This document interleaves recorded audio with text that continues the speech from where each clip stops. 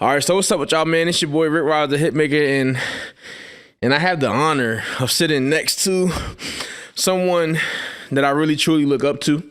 So this is called the A Piece of God podcast. I spell peace with P-E-A-C-E because God brings us peace, but it's also meant to be like I'm a piece of God, you a piece of God, and I feel like just your piece alone has brought so many people to Christ, and I'm just honored to actually be able to interview you.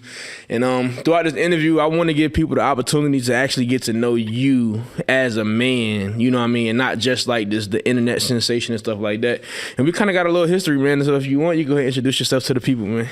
Hey guys, just Marcus Rogers here. Now this is like my brother. I've known him for many years, and all I really want to say is that number one, I just want to come on here and support what he's doing. He is the genius behind all the recording and the music. You know what I'm saying? He's really helped me get that sound right, and he was with me when I was in the world. So he's my favorite soul that I've won to the Lord because it took quite some time. So he saw me go through the process. He remembers when I was in the world and cussing and doing all that kind of stuff, and then getting saved. Like he's been there the whole time. Like I know him from way back in the military, and now he's here. He's with me. We're saved. We're living for the Lord, and so it's an amazing thing to see that transformation. That's really what it's all about. So I'm just happy to be here. All right, for sure. All right, so I'm going to bounce around because my mind always moving when we talking and stuff. And I'm going to start as early as yesterday. Even though we're supposed to be separating man from the pastor, even though we can't really do that. But I seen, most of the times I notice when you pastoring your church, you be as vulnerable as you need the people to be. And you said something yesterday, I don't kind of want to repeat it, but it was something that happened to you when you were younger in the shelter. And it just makes me wonder more about your childhood. So if you can kind of just walk us through your childhood, I would say, from the time you can remember up until maybe like your teenage years, like what was it like as a child in Marcus Rogers' life? I mean, I pretty much remember everything. So my dad was in the military. My mom is German, and they met while he was in the Army. So I have memories of just, traveling different places, Louisiana, Fort Polk, Germany. Pretty much, long story short, my mom and dad went their separate ways, but I was old enough that I have, some fond memories of my dad. And so many of you maybe have heard the testimony that, I just remember being in school one day and my mom came and she got me and my brothers and my sister out of school in the middle of the day, took us straight to the airport, and we just landed in Chicago. I didn't really know what was going on. I thought we were going on a vacation. Dang, or something real? like that. Yeah, I had no idea. And so we get there and we're just sitting around. Eventually, I guess my mom meets this lady. The lady, she takes us to stay in a shelter. And so then I'm like, okay, what's going on? So I started asking my mom. I remember probably for like 2 weeks, I was just asking her, when is my dad coming? Like, what's going on? And then eventually, I don't really remember when, but it just clicked. Like my dad wasn't coming. And I just, I don't know, like I got used to it. And, I never connected with him. I think I was 26, 27 when I actually, he found me through MySpace, sent me a message like, hey, I think you're my son. Gave him my phone number. I knew it was my dad, so we talked. And then probably like a year or two after, I went to see him in the islands, But growing up in Chicago, so my mom was poor. She said that God had told her, to move to Chicago. We didn't have anything, you know what I'm saying? So we were living in the shelter. She got her a little job. I remember, her just taking us to church, me, my 3 siblings, pushing my little brother in the stroller. We didn't have a car. I'm talking about freezing cold. We was always going to church, always going to Bible study. We pretty much stay at church all day. Eventually she got, her apartment. She started working, going to school. I started working full time at 11 years old. So I went to school for a little bit. Yeah, I went to school for a little bit in Chicago. But it was so bad. Like that was the time of like, yo mama jokes and stuff. So people found out all they had to say was yo mama. They didn't even have to finish the joke and I was swinging. You know what I'm saying? Like, yeah, that was all it took. And I got into so many fights and got jumped so many times that eventually, my mom just took me out of the school. She's like, I'm gonna homeschool you. It's kind of like a funny story too, because we were going to church one day and I couldn't find my belt. And so we're walking and my pants is just like sagging a little bit. And I kept pulling them up, and then she saw it and she was like, oh, so you want to be like these little thugs, that go to your school? And I'm like, nah, Ma, I just forgot my belt. She's like, nah, that's it. You in homeschool. And I never went back to school. Like, didn't say bye to my friends. And it was a wrap. Pulled me out, started homeschooling me. She was running a full-time daycare at her house. Like, my mom was grinding and working. And so once I was homeschooled, my mom pretty much asked the landlord to teach me like some kind of trades or something. So first thing he was like, oh, I'll try him out. Like, I think he was like a Polish guy or something. So he had me like sweeping the different hallways. So you see how the apartment buildings are in Chicago. You got like, it'll be like a big old thing, but there's like 4 different entrances. So he just had me like sweeping. And then eventually, like, over the years, I started doing that. And then he had me doing drywall, painting, cutting grass. He had me working like 8-9 hours a day. Now here's the crazy part. He was only giving me $2 an hour. So I was working like 8 hours, 9 hours a day. I'm talking about hard work. But first time he gave me that $20, I remember I was so happy I gave that man a hug. I didn't know he was taking advantage of me, you know what I'm saying? Like, I was just so happy, man. $20, I never had no money like that. And I remember I hugged him, bro. I almost cried, man. And Dang. I went straight to the store. And like I said, we was so poor. I bought me like this white, I don't know how to explain it. It was like this kind of jacket thing, and it said Chicago, kind of looked like the Chicago Bulls. And I spent the whole, 20, and I was just so happy to have some. But long story short, I worked for him all the way till I was 17. Probably by the time I was 16, 17, he had me like carrying fridges. When people would move out the apartment, I would have to clean it from top to bottom, clean the grease. It was disgusting. For $2 an hour? Yeah, but when I got a little older and he started, by the time I was done working for him, he was paying me like $9.50 an hour. Did he ever try to explain to you a lesson in it? Because I'm trying to see a lesson in taking advantage of a kid. Like maybe if he would have gave you a lot of money, you probably would have fell out of love with the work maybe.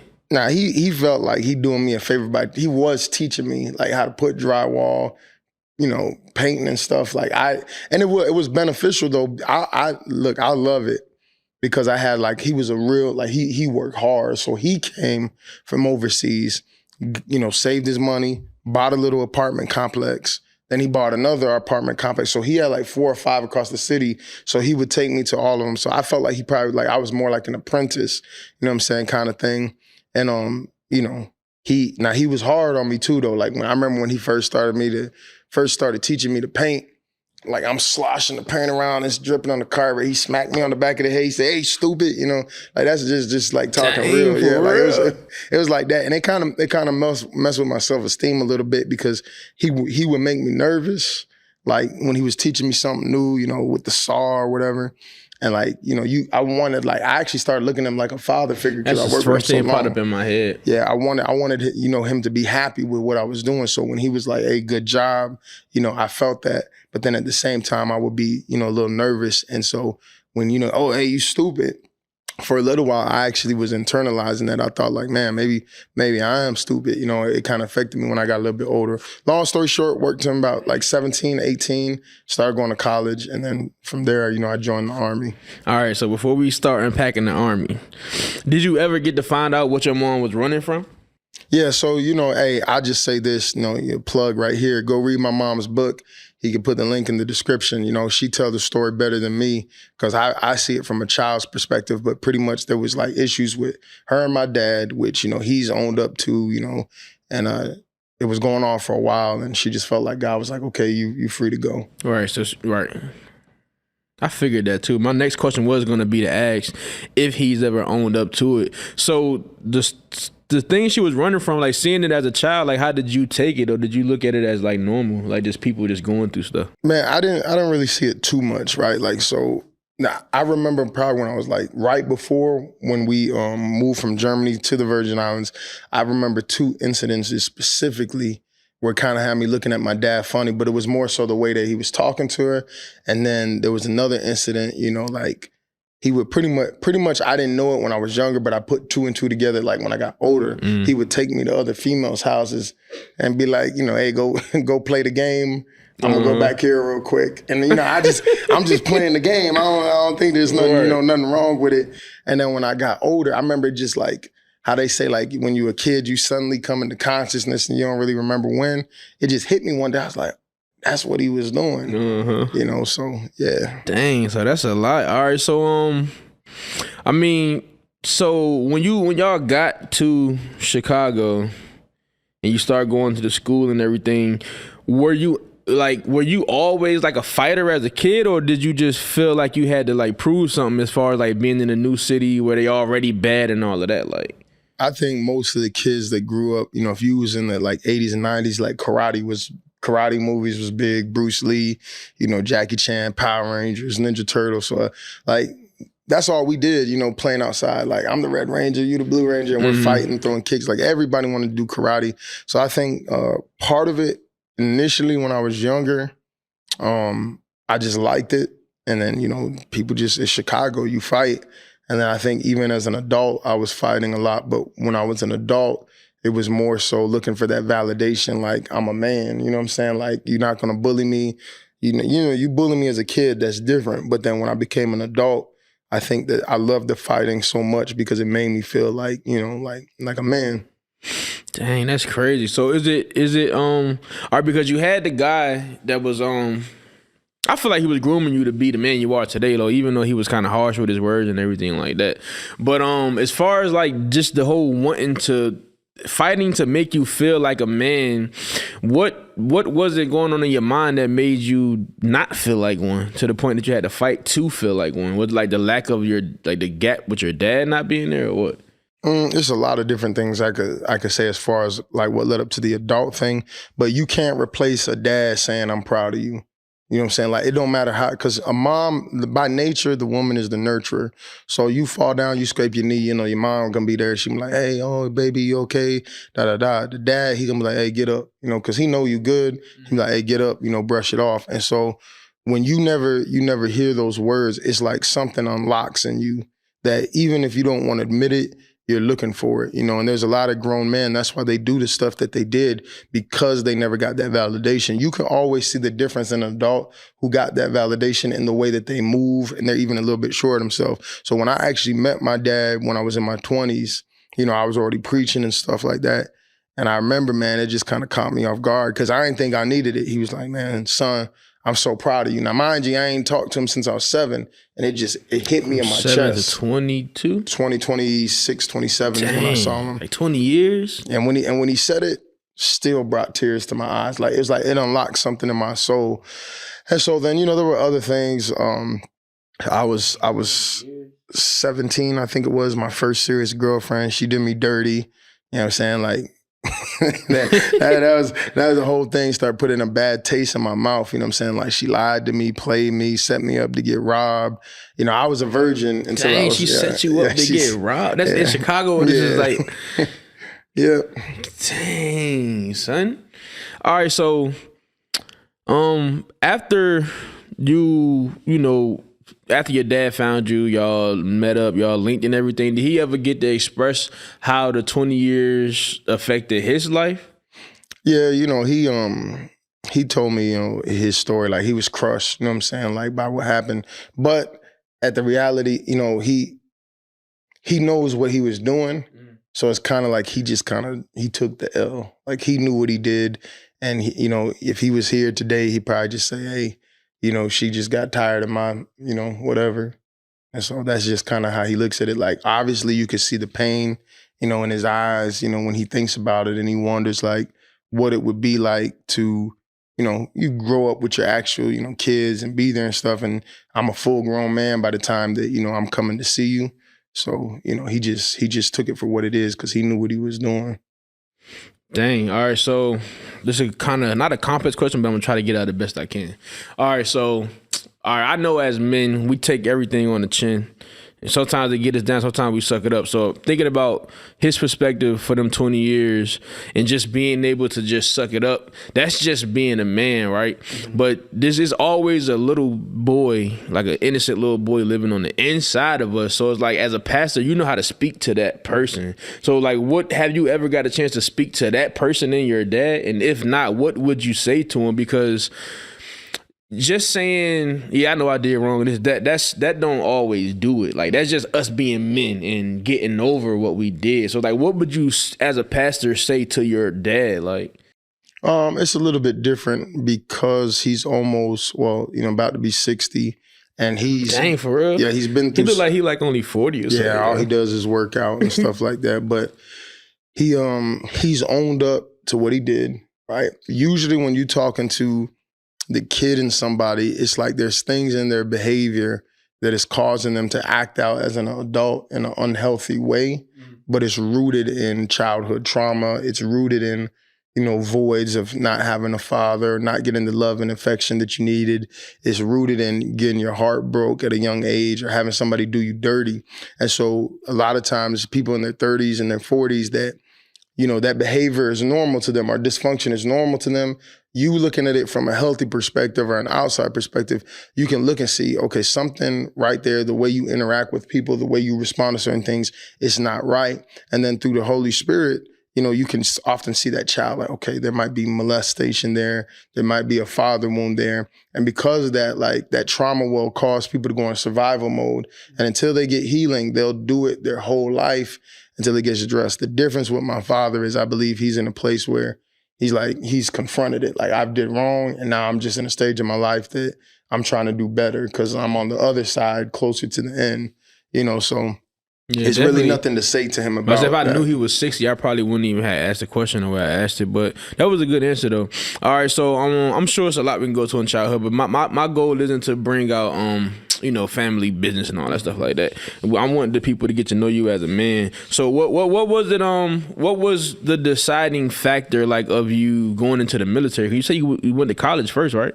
Yeah, I honestly kind of had them ideas since I was like young. I wanted to be a cop. I wanted to be in the Army, you know what I'm saying? Because I kind of looked at them as like heroes and being brave and all that kind of stuff. And so that could even be, some of the father, the wounds as well. Because you have these ideas of like, man, I want to do something great. You know what I'm saying? Like you're fueled. Because you get some people like they got everything in life. They don't want to do nothing. You know what I'm saying? Because everything was handed to them. So me, it's like, man, I want to do something great. I want to do something that's going to make my mom proud. And so I think in Chicago at the time, you could be a cop like at 18 or 19. But like right when I was getting close to the age where you could probably take the test, they changed the age to like 22 or 23 because I think something about the cops were too immature. And so then it kind of was like, okay, well, I'm just going to go, to the Army. And so that's what I did. All right, so I've heard a few stories about the Army, so just correct me if this happened to you. Y'all do the little recruiting station and everything, Y'all hop on the bus, and as soon as y'all get off the bus to basic training, it's go time. Like they on y'all neck. What was that like for you? Man, I loved it because, you know me, I'm like high energy and stuff. And then once again, go back to the father wounds, I felt like I had something to prove. So it was like, to me, it was just a challenge. Like, your heart is racing, they're screaming at you and things like that. And, I consider myself like a tough kid. So my perspective was like, you can scream at me all you want. Just don't touch me. If you touch me, then it's going to be different. I had a drill sergeant actually, she spit on me. I don't know if it was intentional to this day, but she, I get off the bus, I'm running, da-da-da-da-da-da. Everybody's like just panicking because they just scream at you, fall in, da-da-da. And, I'm sitting there sweating and stuff, got my hat. She's like, fix yourself, soldier. I ain't gonna say her last name, but I still remember because like that's how crazy she was. She said, where you from? I said, Chicago, drill sergeant. She said, Chicago? Oh, we got one of them old city boys, huh? She's like, you think you cool? You think you a tough guy? You think you a gangster? And then she said something about like, you know how I feel about that? And then just like spit in my eye. I don't know if it was intentional or accident.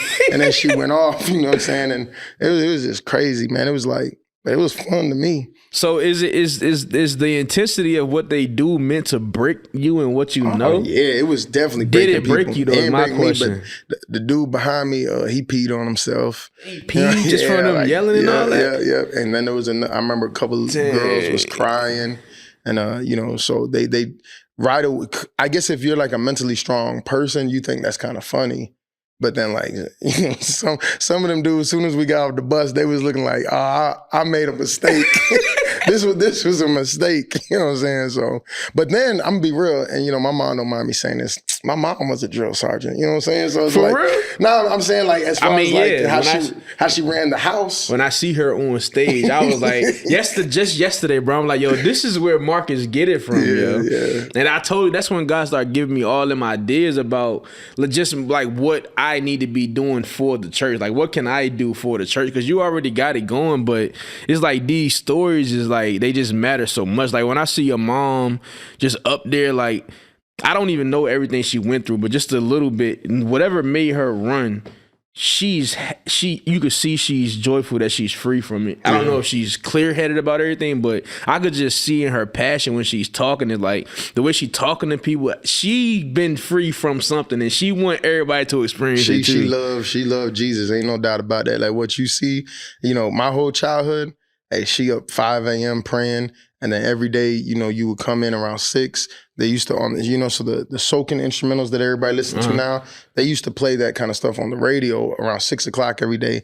And so you just come in every day, every single day, 5 a.m, she praying in the spirit, 6 o'clock, she praying in the spirit. Like she really, you know, I seen her live the life, you know, before the pulpit, before the mic, before anything. Like she was genuinely spending hours with God, hours in her words, you know what I'm saying? So yeah, my mom is a soldier, no doubt about it. So by the time I got to the Army, it's like, you know, you yell at me, but my mom used to be on me, you know what I'm saying? Like this is nothing. All right, so basic training. They try to break you, it don't work, you kind of already, because you got something to prove. What was like one of the wildest things you seen just within the not like the Afghanistan part, but just like on base and all of that stuff? You was always stationed in Virginia too? Yeah, but you know, we went everywhere. I've been to a lot of all the bases pretty much because I was in for about 13 years. So it's like one of the wildest things you've seen though, like. I wouldn't even want to say, you know what I'm saying? Like all I would say is like I told you that first girl I was dating when I was 17, she kind of did me dirty, kind of broke my heart. And then when I got in the Army, you know, just seeing how some of the married, you know, women was acting, it was just like, I was like, man, I don't trust, you know, no females, man. And a lot of shady stuff going on. Now, I will say in basic, they almost did break me one night. You know, we was in the tents, and it's like freezing cold outside, and they talking about cold weather training. So it's like 2 o'clock in the morning, you out there with your shorts and a t-shirt, just, you know, shaking. And I remember like I was so cold, bro. Like I laid down in the dirt, like trying to like be warm. And I was like, I'm about to quit. It was cold. So they almost got me. But it's you see a lot of crazy things, but you see a lot of good things because there's such a diversity of people. You got country boys, city boys, you know, people from all kinds of. You had some of them cats that was like go to the Army or go to jail. You know what I'm saying? So you throw all those people together and we just gotta exist. So, you know, a lot of fights, a lot of, you know, but it was a lot of good stuff too. Dang, that's crazy, yeah. All right, so what was your did you go into the military knowing that you might have to get like deployed to like crazy situations? That's something you wanted to do, or you looked at it as part of the job? Like what you signed I feel up like for? Why would you join the Army if you ain't about that life? Especially remember 9/11 had already happened. So they already I think before I got in, they were already sending people to Iraq. So you think people look at you and see a soldier though? Honestly, if they've watched me in any type of way, that's how people always refer to me as like a general. Like everything, the music is militant, the preaching is militant, you know, everything we do is like, it is militant, you know what I'm saying? So it's just like, I see it because I know it. But if I didn't know it, I wouldn't see it because you gentle. Like, you know what I mean? You're a calm, gentle, nice person. So it's like, and the only reason I say that is because I think a lot of people when people talk crazy about you, they don't consider that part of you, like, that could, you know what I mean? Like, I mean, take it there. I just, you know, like I always tell people, the internet is the internet. So people see you moving in a certain way on the internet. When I preach with boldness, I preach with fire. You know what I'm saying? And I'm not like, I don't back down. So a lot of people mistake that as arrogance. They mistake that as he's cocky, when really it's just confidence in what you have with God. So you take what is private and then you bring it, you know, public. And so I think people think the internet is, you know, the whole life. And so they think that they can diagnose you because of whatever they see on the internet. I've met celebrities and different people that are nothing like what you see on the internet. Now, me, I am who I am. What you see on the internet is a part of me. And I think the problem that we have with society is so fake, right? Jesus is the lion and the lamb. So sometimes he'll be the lion and he'll flip tables, and sometimes he's the lamb where people are talking about him, he don't even say nothing. He could do both. And where people get fake is they want you to be the one thing. You know what I'm saying? It's like you're not allowed to be both. I could be both. I could be wherever you want to take it, I could take it. You know what I'm saying? And that's how I feel. And I feel like the society, they put on this, I'm going to be fake nice. I'm going to put on the camera, put a fake smile on, because that's what we expect of Christians. And I think it's fake. Dang. All right. So I don't even want to ask where rapping come into play. I want to ask that later. Mm-hmm. All right. So I know you to get in a little trouble back in Virginia. So how did all of that even come about? Like, cause I mean, you just don't seem like that type of person, like that's gonna be like in the club fighting or getting in shootouts and all of that. Like, how was all that even happening? Like, where does that fit into it at? I think some of it is spiritual because I grew up in church my whole life. So a couple of things. My father not being in my life. So I liked fighting. I think because of, I know God didn't make me 6'2", 6'3" for a reason, because then, that would have been a whole different thing. So a lot of people, for whatever reason, since I was a kid, right, I would go to school and they just wanted to bully me. Now, I know some of it could be because my mom was white, predominantly black neighborhood. I seen that a lot. So there was light skinned too. Yeah, light skinned. Light skinned. That was a big thing back then. You know what I'm saying? It still is to this day. So that was part of it. But then even as an adult, I remember like going to the club, and it was like the one example I always tell. Like I was just minding my business, and it's like people would look at me and they just don't like me. They don't like my face. I don't know what it is, or they just a bully. And they think like this is an easy target. And then I never forget, man, these cats, they walked up to me, the little club in VA, and I forgot exactly what happened, but dude threw his drink on me. Like, and that's crazy, right? Well, I was saying in this case, I was with my homeboy. I don't want to put it like that. I was with my homeboy. He went to the bathroom. His wife was there. Well, some guy was trying to talk to his wife. I said, hey, she's married. She's not interested. And he kind of was looking at me like, probably like he could beat me up or something. But then he just walked away. So then I guess these guys came back together. It was like three of them. Kind of remind me like the Lion King, the hyenas. It was like three of them. So he throws the drink on my shirt and he's like, go buy me another drink. And so what I guess people look at me, and it's always been that way my whole life. They just think like I'm just like a nerd or something. And then I used to have the glasses and stuff back then. And then I was real skinny back then. You know what I'm saying? I gained weight now. And man, boom, that fire came up, man. I started cussing them out. Bob hit him and the whole club exploded, right? They did some kind of caw, like some bird call.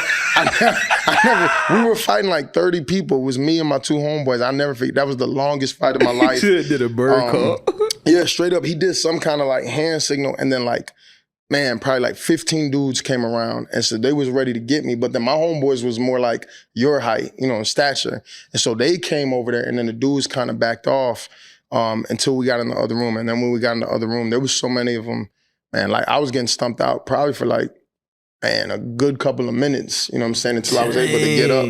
And but when the fight was done, man, we was outside. I was like, woo, yeah, look, I don't got no marks on me, you know what I'm saying? Y'all did all that. And then it's like you feel like, yeah, you know what I'm saying? And part of it being the military, being with your homies and stuff like that, it just made you feel like a man, like you're not gonna bully me. And that's one thing I've always hated, and that probably fuels it too. I hate a bully. Mm-hmm. If you want to fight somebody who want to fight.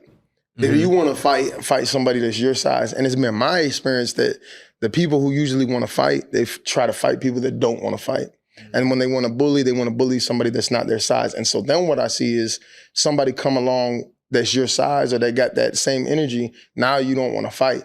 So it shows like your heart ain't really as big as you try to, Mm-hmm. So. Well, maybe it's because it seems like in the community we come from, like father issues and wounds is like a lot. So maybe that was their way of trying to, feel like a man and everything too. All right, so you're a father too. So how do you direct your sons in them situations? Like, are you because I know you don't want to let somebody beat them up. So it's like, how do you assist them in dealing with situations where people are like picking with them? Do you just let them learn like you had to learn, or what? Nah, so most, the Christian thing is people say, oh, Christians are just supposed to turn the other cheek. That's not even what that means. I never thought that's what that they meant. take that verse out of context. So I tell my son, somebody put their hands on you, you have every right to defend yourself. You know what I'm saying? Somebody put their hands on your sister or your little brother, y'all better go to work. I'm going to put my hands on you. You know what I'm saying? You're going to get a whooping when you come home. You know what I'm saying? So they know that, you know what I'm saying? And I think, I don't know, something about just being a Rogers. Like all of my kids, they got that fighter in them. Like my oldest, and then I think Noah, it's like they don't really want to, but they will if they have to. You know what I'm saying? So they get bullied and stuff. But I think my kids, it's like a different kind of thing. Even with this generation, they'll throw hands really quick, but they get more in their feelings about stuff that people say. Like for me, it didn't hurt my feelings what you say because we about to throw these hands, right? For them, it's like that don't really do nothing. Like you say something, like somebody could say something about my kid and my kid could deck them, but it's not gonna make them feel better because it's like, why you feel that way to say that to me? So I got to deal with them more on the mental thing. Like, people's words only have power over you if you allow it to have power over you. You got to know who you are. You got to know that you're loved. You got to know that, that the people that are around you, your family, your friends, their opinion is important. People that just ain't got nothing to do with you, their opinion really don't matter. They're not thinking about you when they go home, but you're thinking about them. So I kind of have to come from the mental health perspective with them. All right, so so you join the military, go through basic training, they try to break you, whatever. You're in there to defend the country, right? So without going into detail, were you prepared for the things that you saw once you got deployed? Yeah. I feel like, the best part about it is being with your brothers. So I remember the first time when we got to Iraq, and it was like, they had showed us videos of what we were gonna do. So, they have like checkpoints, and the vehicles would come in, and that's when like the suicide bombers were big. The V-beds is what they would call them. So they would put bombs on vehicles and like blow them up. So I saw the videos of like them blowing soldiers up before, because they show it to you to kind of prepare you. So I already knew. And then plus, I had God, you know what I'm saying? So it was like, I feel like you can't do anything to me unless God allows it. Like nobody could take my life. Nobody could, if something happened to me, that's just what God wanted it to be. So I was cool with that. But then also, like I said, the brotherhood, like you train with these guys, you spend time with them. And I remember like, the first time, like there was a wall and we was getting ready to take over the towers and the checkpoints, and it just felt good. Like, it's like, you look at your brothers and it's like, well, if I die, we're gonna die together. And so then it's cool. You know what I'm saying? And I remember one time this kid came in, we were sitting in the tower, and, he was walking in the checkpoint, and they was on the radio, hey, you gotta stop him, you can't and nobody really wanted to go down there because we all seen the videos, like people got the bombs on, and I felt a peace. I was like, man, I'll go down there. And then my homeboy was like, man, I'll go with you. I ain't gonna let you go by yourself. And we went down there. Long story short, man, when I never forget, I had my gun, on the kid, and I'm like, put your hands up. I was speaking it in his language or whatever, because they teach us a little bit. And the kid, put his hands up, and like my heart was just boom, boom, boom, boom, boom. And then, your mind start thinking like, man, he blow you up. You ain't gonna see your babies no more. You ain't gonna see your wife no more. But he wasn't on that. Like, I guess like his brother had got arrested, by the military for questioning. So he was just trying to find his brother. And so it was cool. But the fact that my brother went down there with me, you know what I'm saying? It was like, man, that's what's up. Like if we had died, it would have been the way to go.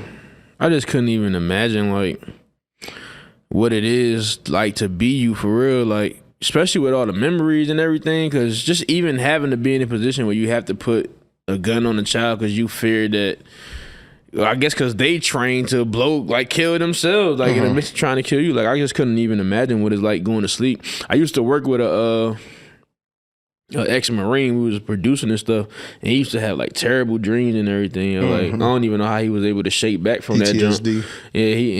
Yeah, I can say what he showed me because I can't say his name or nothing, but I seen like brains in the back, cars and everything, and I'm just like, man, like how like as a soldier, somebody that went over there and seen things that the average person wouldn't see, like what do you think about when you have someone, because I consider somebody like Biden a coward. Like you have someone sitting back calling shots, pressing buttons, sending people over there to do some of the most craziest things. Like how do you like how does that sit on your mind? Like you over there risking it all, like for people who probably would have never bust a grape in the fruit fight. I mean, I don't think we really thought about those people because it's like a family. You know, I'm over there with my brothers, and I'm proud to be American. And then I don't care what nobody say. Like them people who were living in Iraq, they loved us. Like as far as the ones that weren't trying to kill us, because we brought business over there. They was selling stuff.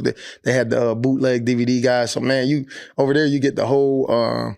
Like, I don't know, whatever TV show you want. Like, you get The Simpsons, all 30 seasons for like $10. For real? You know what I'm saying? Like, they had a thing called The Bazaar, and so they got bootlegs. So they loved it, man. They was, their whole way of life, went up, went better. And so as far as the guys that we would interact with every day, they liked us. But I think most guys, like, you find a reason why you're doing what you're doing. You love the country, you love your family, you love the brotherhood. You ain't thinking about who the president is and things like that. Now, I would say like maybe if somebody had like initially when they went into Iraq, because there's like phases. So initially when they went to Iraq, they went in there and they was killing a lot of people to get Saddam, out. So I think those people who had to do that, they probably wonder like, okay, I had to come in here and take all these lives, why? You know what I'm saying? But for us, we were more like occupying and just security and things like that. So now that you out of it though, do you feel like you was lied to at all? Or do you feel like they just told you what you needed to know and kept everything else? Conspiracy, conspiracy theories be kind of like going crazy. People got conspiracies about everything, but for me, I was just over there to, do my job. I didn't see anything like, evil or wrong, being done for the most part. And people get into all kinds of politics and conspiracy theories about it. But at the end of the day, I was over there with my brothers. Them rockets was real. People was getting blown up for real. American soldiers was getting killed for real. ISIS was a real thing. They were cutting people's heads off for real. To this day, Christians, you can look it up. I think a lot of times people just they don't want the truth. They want their truth. They want to believe whatever they want to believe. There was real terrorists, really killing people, really doing evil things, dipping Christians and things of acid. There's always this thing you could look at. I remember a couple of years they had all those Christians lined up on the beach in the orange, had them tied down. I think they cut all their heads off. Either they cut their heads off or they strapped them with a bomb and just blew them up. So there's evil people, in the world. And so when I was in Iraq or when I was in Afghanistan, there were people that were genuinely happy that we were there because they wasn't getting jiggy with ISIS or the Taliban or any of that stuff. I remember a dude came in, so like the trucks would come into the checkpoint every day and we would have to like walk around the truck, see if there was any bombs, under the bottom before we let it in the base. Because if you let the truck in the base, then they go blow up like the command center or something like that. So I remember this guy came in and I'll never forget, he lifted up his little dress or whatever you want to call it. And his whole body was like black, purple, and like blue. Like somebody was beating the brakes off of him. So we were talking to him and he's like, the Taliban pretty much knew that he drove trucks into the base. And so they were trying to get him to like put some bombs, to kill us. And he was like, and they just beat the brakes off him. Somehow he got away. So there's evil people out there, And so that's how I feel about that. All right. So shifting gears a little bit. How do you think your life would have played out without your mom's prayers?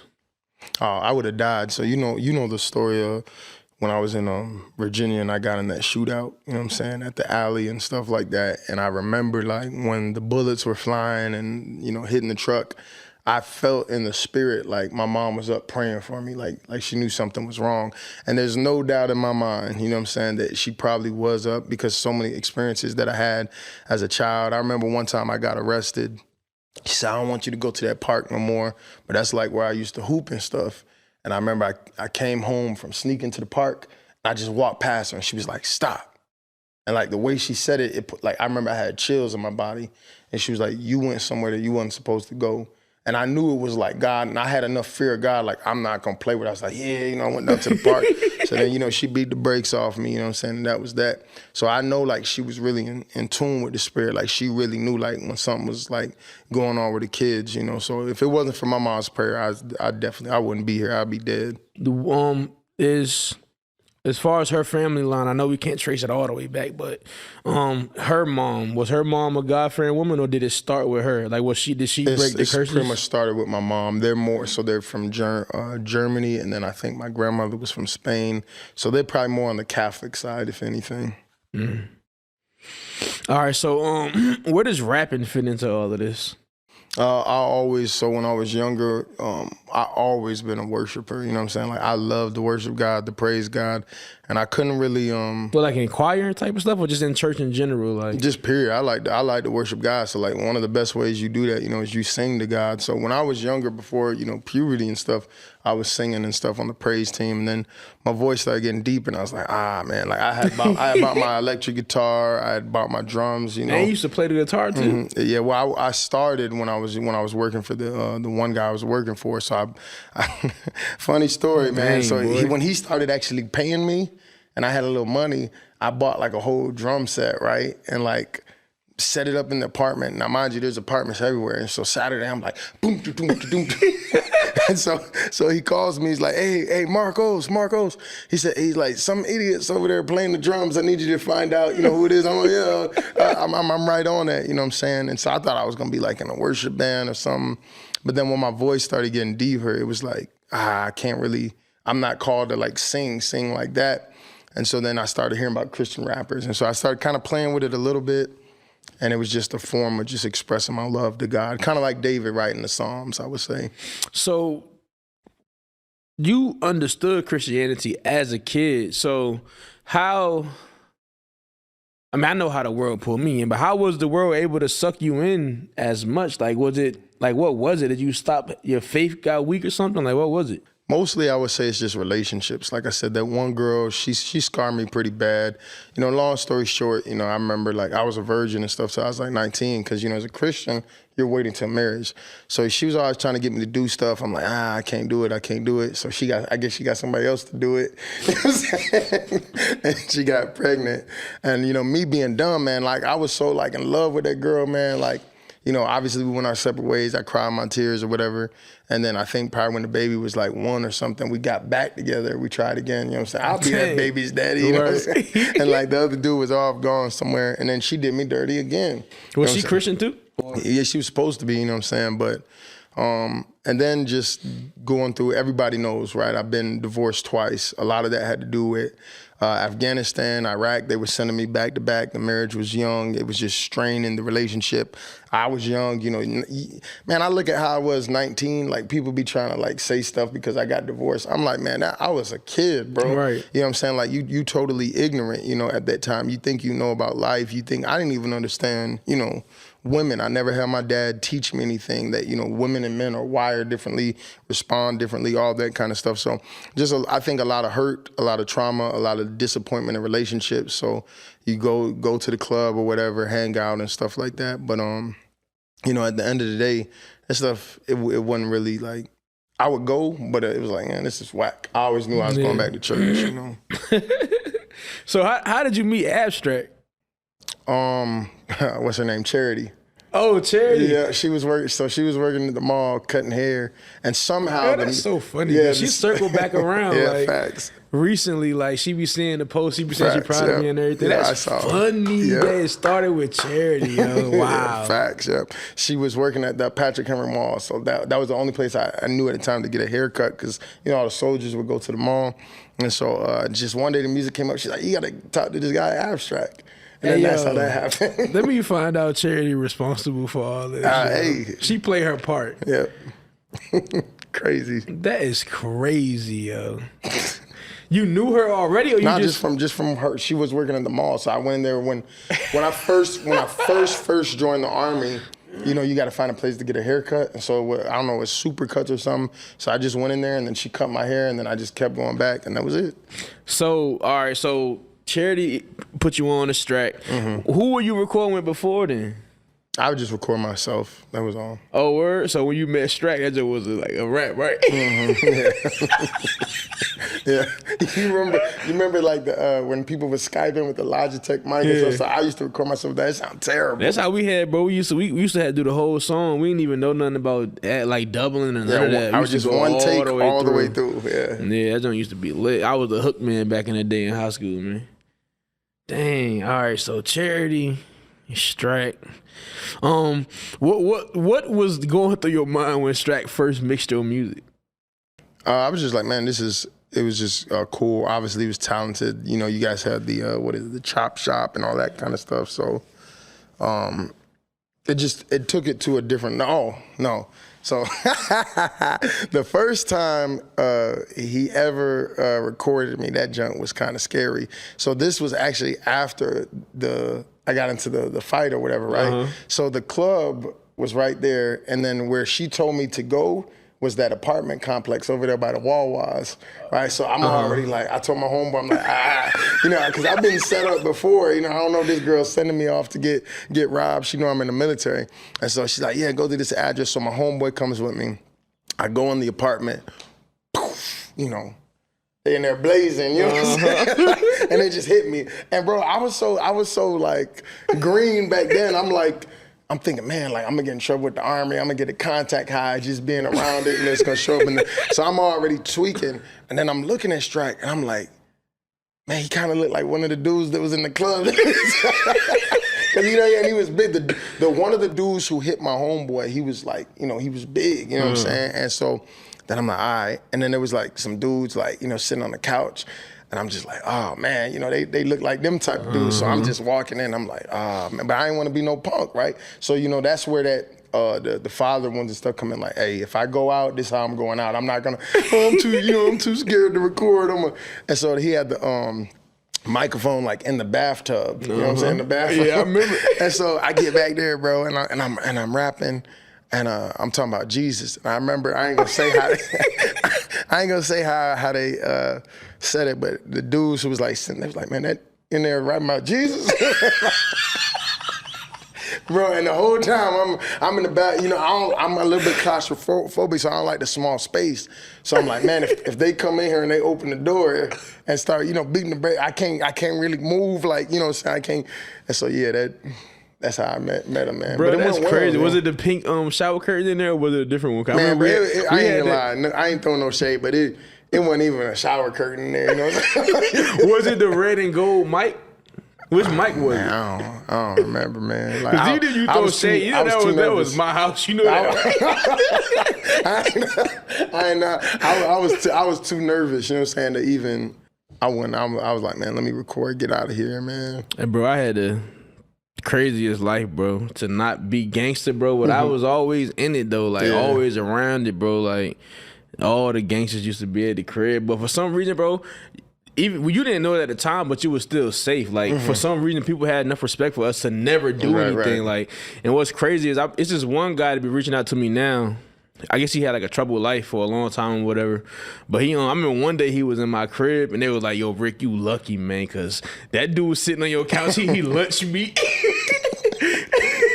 And they was like, yo, if it weren't for me, he would have, he supposed to be dead on sight, but he be messaging me now. I'm actually thinking about bringing him here because he got a relationship with God and stuff, but he said he still be fighting with his demon and stuff, and he just be proud of me and what I got going on. But yeah, all right, so shout out to Charity though, man, because I probably wouldn't even be Christian right now if she wasn't even working in the situation. But that's crazy, yo. And like that. That's what that's why I take it so big when the Bible said God is the author and finisher of your faith.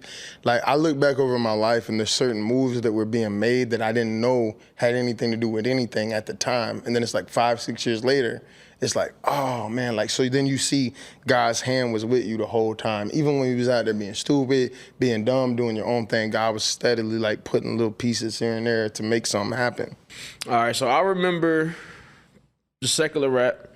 I never even, because you said the first time you came, you was doing Christian rap. And then I kind of backslid, and then that's when I came back and started doing the other stuff. All right, yes. So when I first heard it, it was secular rap when I first heard it. And then it was Christian rap, then it was secular rap, then it was like full on Christian.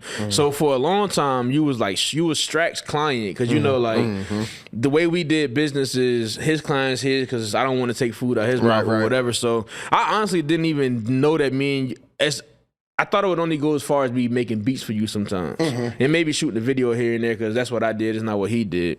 But over time, we actually end up linking and working, like, because like I said, I probably would have extended the relationship back then, but the way me and him were is like, even if I was being your friend, it probably would have been like funny. All right, so I guess over time, I don't know how you and his relationship went, because I minded my business, but me and his relationship went completely opposite. And then I guess what you reached out to for a mix or something, where you needed some studio time or something. It was probably something like that. I do remember my brother Maurice at one point. He had got me like a little like gift card. He had walked down to because you know the other dude was there for a little bit too. He had got me a little gift card to the Chop Shop for Christmas. Where was the dude? The one kid, the short dude, the little short. Jay Red. I ain't want to, you know, but nah, we still, man, he's still my brother, no matter what. For sure. So. I know that I think even when we was recording with Strack, because we did the See Heaven song and then we did the little video, and I think what happened was he was just kind of doing his own thing, so he didn't even have time. So we already had that connection, I think, from doing that song and then doing that video, and then it was just easy to hit you up from there. And then I didn't even realize that you came to that Chop Shop. I just remember you being at the crib. I think between you and me together, I think we've been at like five, 6, 7 different locations at least. It's been a long time. Crazy, yeah. So, I noticed one thing about you though. Even back then when you first started, you always doing like 3, 4, 5 songs. You always been like that. Like you always just do mad music. I think it's like some of it too. The Bible said, "Where your treasure is, your heart will be also." So I'm the kind of person like I don't like spending money on something unless I'm gonna like give it my all, right? So why am I go to the studio just to record one song? I guess like I could see how somebody could go and record one song, but for me, like if I'm gonna go there 3, 4 hours, I'm just try to get the most out of time, like get the most, you know, production and work done, and I guess that's just how I think about it. All right, so outside looking in, for me, you were one of the better artists we worked with, right? But I always felt like in the beginning, you had like this hit or miss thing with you.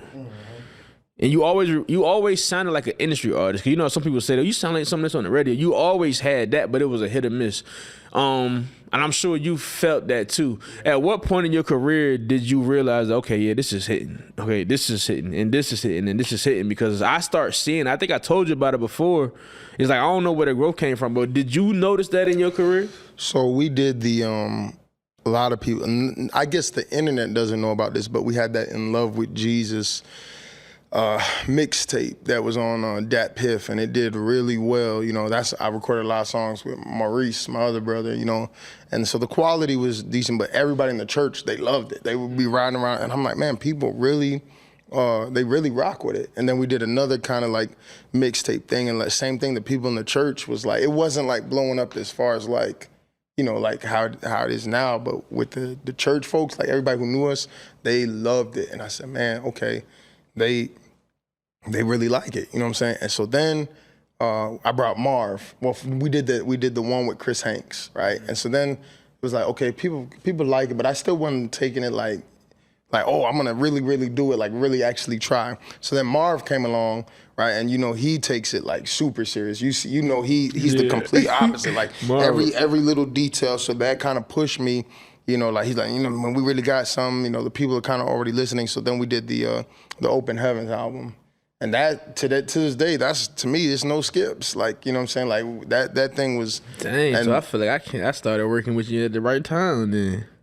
Well, yeah. That's the other thing. When I started working with you, so it's like everything kind of happened because you recorded all of those. You know what I'm saying? Mm-hmm. The main albums that everybody knows, and so it's like the perfect combination. You came, then it was Chris Hanks, then pretty much you, me, Marv, and from there it was a rap.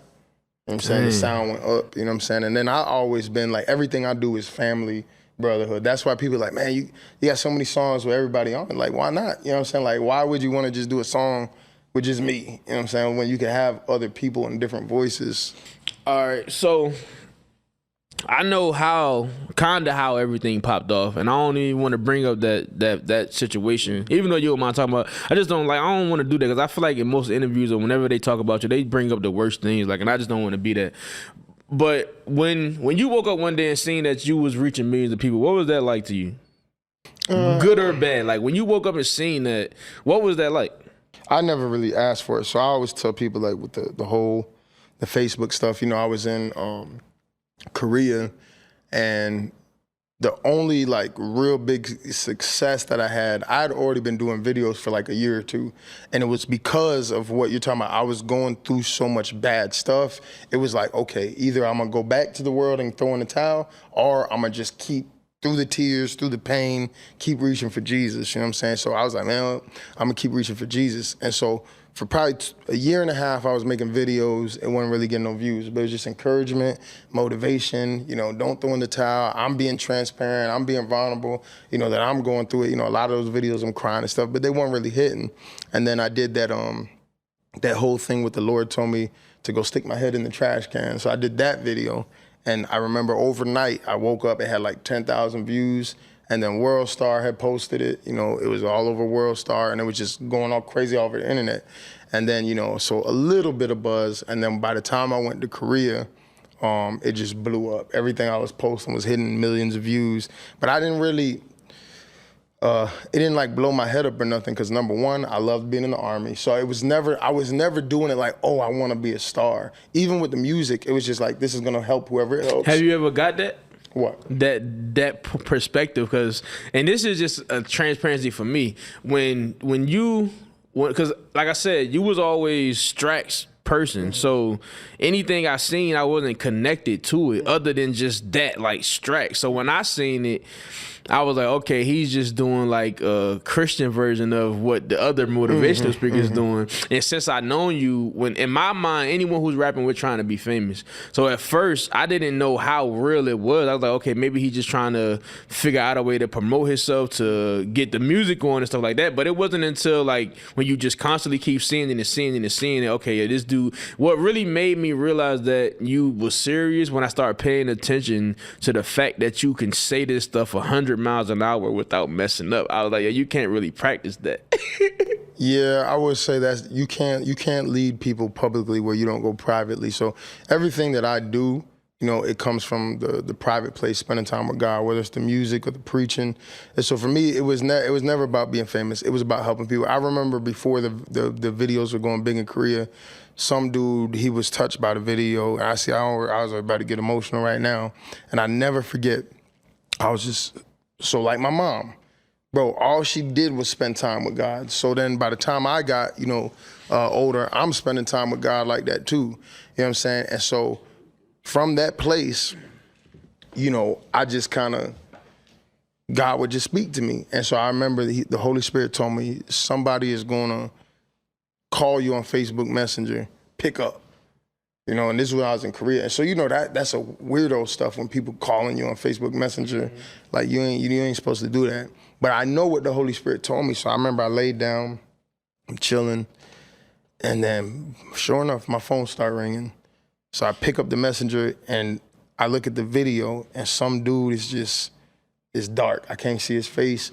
And he just bawling, bro. Like, and right now it make me emotional thinking about it, you know.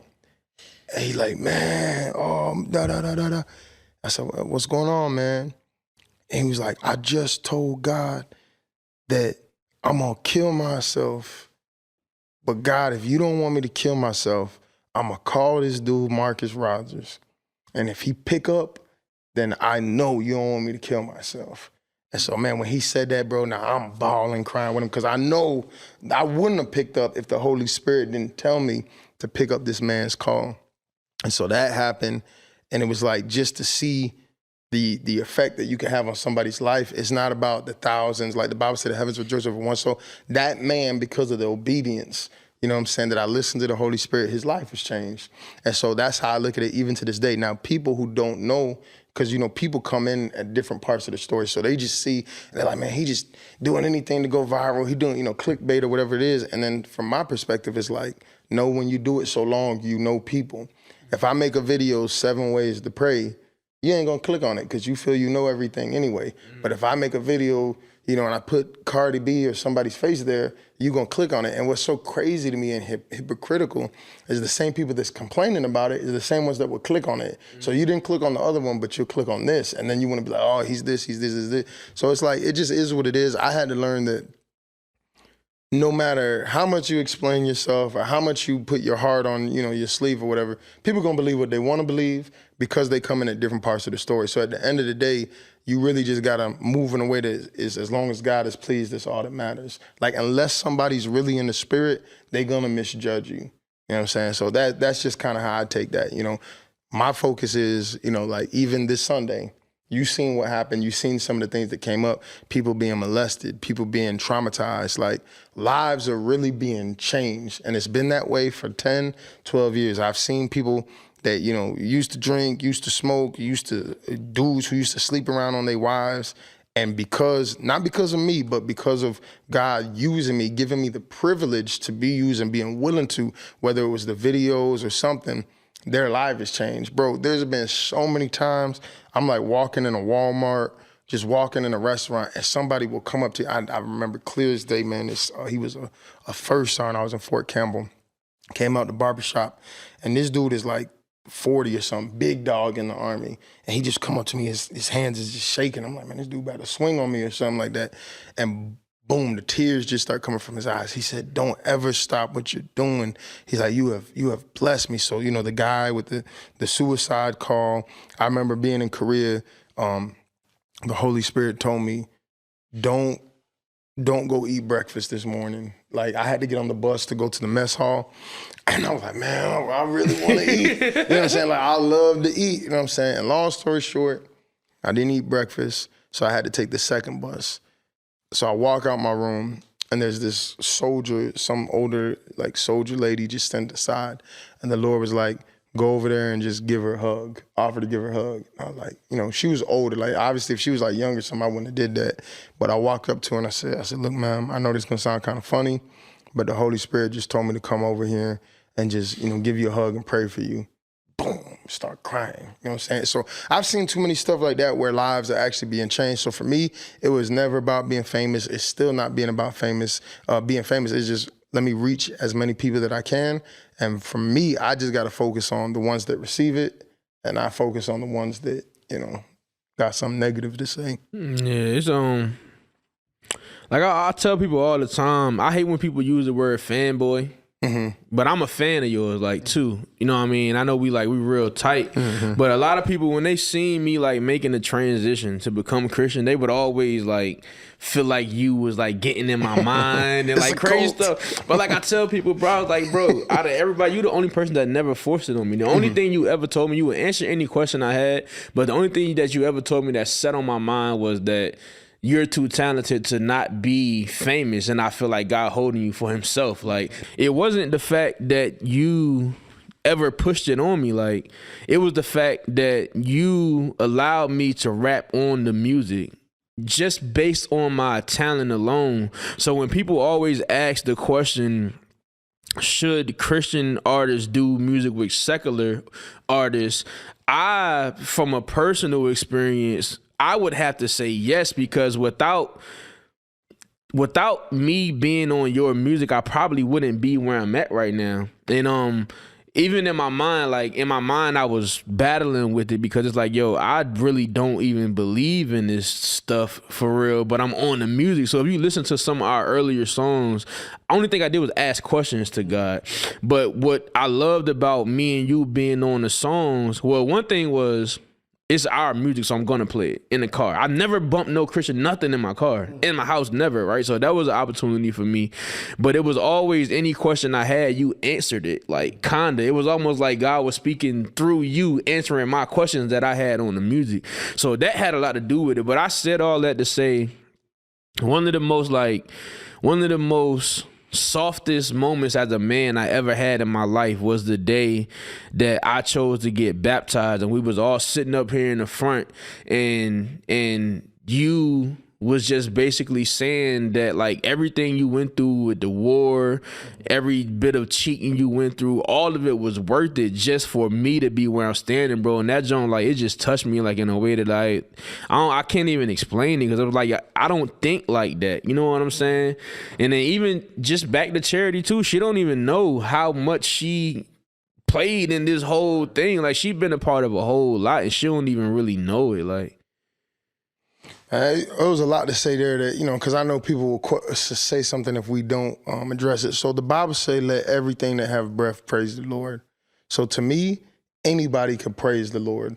But the Bible says they that worship must worship in spirit and truth. So when it comes to rap, right, I feel like anybody can if they want to praise God, that's why people ask me all the time, like, Justin Bieber, Kanye, man, let them. Like, if they want to talk about Jesus, keep doing it, because you're gonna keep calling on Jesus and something that's gonna happen. But when it comes to like worship and it comes to other things, I believe that Christians just got to be careful who you bring into those spaces, because now, also remember, like, our music wasn't really like worldwide like that yet at the point. So to me, it was more about you and me. And then, like, so nowadays, like, if where the music is at now, I would not partner with,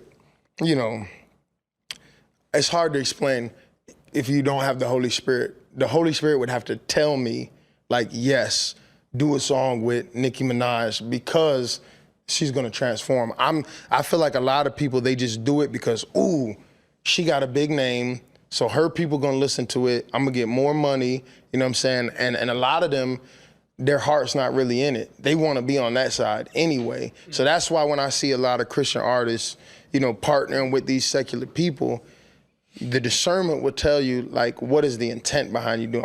Is it like with you and me? Like, man, I'm trying to reach him, you know what I'm saying? And just, because Paul said, with sermons written in the flesh. So the way that you live your life, that preaches a sermon more than, you don't always got to thump people with the Bible. So I just think you got to just be led by the Holy Spirit, when it comes to all of that. And obviously it was right, because you're here now, you know what I'm saying? So that's why the Bible says the people who are carnal can't receive the things of the Spirit. It's foolishness to them. So back then, yeah, people would say, like, why you got this guy on the track and things like that. But it's because the Holy Spirit already told me, you know what I'm saying, like, what was going to happen. So, you got to be led by the Spirit. And I think that's another. So even with the guy that you was talking about, yeah, some of it is probably that he's mad that, whatever that he wasn't the one. But the Bible clearly says that one, plants the seed and other waters, but it's God that brings the increase. So you're here because of God, not because of him and not because of me. It's really all because of God. God could have used anybody. Like, we're just pieces on the board. He gets, like, all the glory and the credit. So the fact that, he might be kind of in his feelings about that, that's the problem right there. You know what I'm saying? Because all of the glory belongs to God. But if we're being real too, I'm very transparent, and I'm the kind of person that I'll put my opinion out there. And so that's a no-no. Like, if you're trying to be like an artist or a celebrity or whatever it is, when you put your opinion out there, now people attack you. So a lot of people like, well, if I was him, I wouldn't do this, and I don't agree with that, and I don't like that. People love to, they love to disagree, and they love to let you know they disagree. But it don't matter if you disagree or not, it's their fruit. I wouldn't do it like this. Like most people, the truth is, and this doesn't sound arrogant, I don't put too much stock in it, because I know what I've been through, and I know that while you critiquing me, you would have not survived in my shoes. You know what I'm saying? Like, so that's why I don't really put too much stock into that kind of stuff, but it's the reality. So I would say some of, people's feelings towards me is because, you put your opinion out there, you do things, and it's not how they want you to do it. That's just what comes with it. Yeah, it's people, bro, you don't understand. Like, it's like, I feel like being with you, I get to see what it's like having a famous friend, bro. Because I just from being with you, I told you I had my own crazy experience outside of Target one time, bro. I thought somebody was gonna beat me up for being cool with you, because I've never been stopped like that. Like he was like freaking out, like, yo, yeah, you Rick brother, then he just started crying too, and I'm just like that, because that was like the whole walk, bro. It's like I always was questioning God, like it's like once I started being committed, I wanted to make sure I was committing to what's true. So I would always have my moments of doubt, and then anytime I found myself doubting, it was the day that he would show me, like undeniably show me that he's real, he can hear me, and that he want me here and all that stuff. All right, Hey, so I'll say this to that though. I've never had a problem with a real one. And so I know that's gonna make some people mad, but anybody that really move in the spirit, that really love God, I've never had an issue with them, even if we disagree on some things. Like, and that's just a fact. You know, Brian T. You know, a lot of guys that's out there. You know what I'm saying? Like, it's just true. Most of the people that I've had issues with, they either living in sin, they live in compromise. It's a religious argument. And then most of the religious arguments are people, they don't believe that God speaks in dreams. They don't believe in tongues. They don't believe anything supernatural. Like, that's the group that I get most of my hate back. But anybody that really walk in the spirit, they'll be like, I don't agree that he do this, but that's a man of God. see, I looked at it because I feel like people only do that to you because they're jealous that they can't do what you do. Because even early on, like I've only been in this thing for like a year, but I could already see love supposed to dominate all denominations. So it's like whenever I start seeing them little arguments, oh, he's not a brother in Christ and all this, I'm just like, okay, yeah, something ain't right within you because you just showing jealousy. And I can understand, like a lot of people put in, it's like, bro, the way you came up, bro, a person can never do it that way. Like God let you do it the way that you did it. So everything that, bro, we're sitting in a big church. This ain't even like no regular, a typical person church would probably just be this right here. You know what I'm saying, for bro? 30 years. Bro, your church is huge. And it's like, you and Live and Marv, I always say y'all play the biggest role in my life because, all right, with Live, with you, you're kind and gentle and you're nice, but you're militant. So you still got that militant with you. With Live, to know he used to be out here dope boy, but to see a smile that you can't take off, that was mad convincing. And then with Marv, just being able to tell me, being in the studio and seeing this, and then, you know, just how everybody's life was transforming and stuff. But I genuinely feel like people only hate on you because of the fruits. Like, they can see what's going on, and you're kind of public with everything that's going on. Like, you're getting millions of views on the music, like millions of streams and all that. But remember, that goes back to what I said. If you really walking in the spirit like that, you don't have time to be a hater because you know that what God has for you is for you. You know that the Bible says you reap what you sow. So if you, and the thing is, most people are not going to admit that they're jealous or they're hating, but I already know, like, we could get into that conversation with the Christian, you know, rap world. That's why they don't accept me and validate me. Number one, they know that their music is not that good. Like, that's real. And that's just me being real. You know what I'm saying? Like, people can say it's arrogant, but it's not that good. You know what I'm saying? I put it this way. It's not. If you making Christian music and you haven't had somebody say that you're in the Illuminati and go through your music video and say you're in the Illuminati, then they don't think your music is good enough, right? Because if your music was that good, right, then they're going to say, oh, you in the Illuminati, that's why it sounds good. But a lot of you guys, you don't know because you're making music and they like, well, it ain't good, so he can't be in the Illuminati. You know what I'm saying? But they say we in the Illuminati and stuff all the time. I know with the Up video we about to release, when I just thought about it with the way the do-rag was flying in the air, thinking like, oh, that's symbolic and stuff like that. But, you know, if you really trust God, then you can't hate because you know what God has is for you. So then it goes back to what I said. I never have issues with people who are really walking in the spirit. Yeah. I feel like most Christian artists' music, we talk about this a lot, but they music lacks soul. That's what it is. An anointing. Let me see. I'm still grasping the understanding. Like, when I say soul, it just means I can't feel it. Like, it's like, and all Christian music don't have to be that, but I feel like being that the devil is a perversion of everything. You got your Drakes in the world, then you have your Kodak Blacks, and then you have your like Soulja Boys, and I feel like we make the Drake, J. Cole, Kendrick style of Christian, even though I feel like rap is the perverted version of it, but it's still got the same type of tears. Like, you still got bloggers, you still got this, and it's like you can see the cliquish stuff. That was one of the things I noticed when I went to Atlanta. When I moved to Atlanta, when I was in the world trying to be a producer, I couldn't get in no circles because I didn't have no way in. It was all about what circle you can be in. And as soon as I came to Christian hip hop, I started seeing the same thing. And of course, talking to you, I know a lot more about what's going on and stuff. But I always try to tell you is like, bro, you're doing it without them. Like, how Christian blogs don't post you is bananas to me. You know, do any of them post you at all? I just think that it's just some of it, like I said, if we're being real, some of it is jealousy. I'm gonna be honest. Nobody in Christian hip hop is a better artist than you and Marvin, right? That I know that for a fact. Nobody. Like we could go.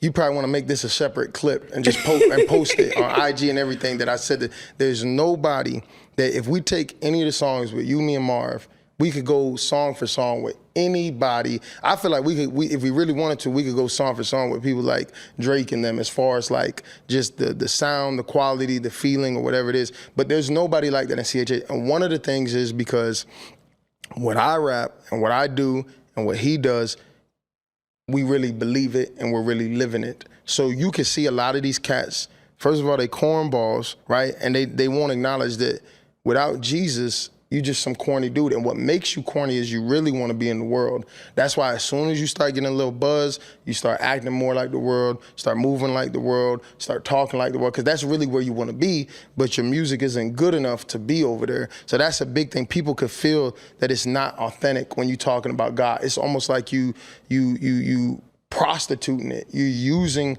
Christian rap to get fame because guess what? I made a song about God, so people ain't gonna really tell me it's trash like that. Because if I said Jesus, they're not gonna critique it. And I feel like because you have those clicks, it's fake. Like if that's my homeboy, I'm gonna gas him up, I'm gonna pump him up because really they're trying to build something and it's a business. You know what I'm saying? So nobody's holding nobody accountable. You know what I'm saying? So I think with that being said, that's one reason they don't want to let me in. Because you know if you give that attention to my brothers, because I'm not the best rapper, you know what I'm saying? I make my anthems, I got my space to flow in. But they know if they give that attention to y'all, then they can't be that guy. And there's a thing about rap where everybody wants to be the guy. They want to be the Drake of Christian hip hop. That's why everybody kisses Lecrae's butt, because they feel like he's the dude that you have to go through. So if you say something bad about him, and it's so fake because, you know, they don't care about theology, none of that stuff. They'll do a song with Kanye West. As crazy as Kanye been acting, if Kanye go to any of these Christian rappers like, yo, I want to do a song with you, because they want the fame so bad, they'll sell out everything and do the song, you know, with him. Me, I'll be like, nah. You know what I'm saying? Like, and that's the difference. You know what I'm saying? So they don't want the real to come in because they're gonna get exposed. And they know it. And that's why they go around behind the scenes calling, texting, message, hey, don't work with that dude. That's clown stuff.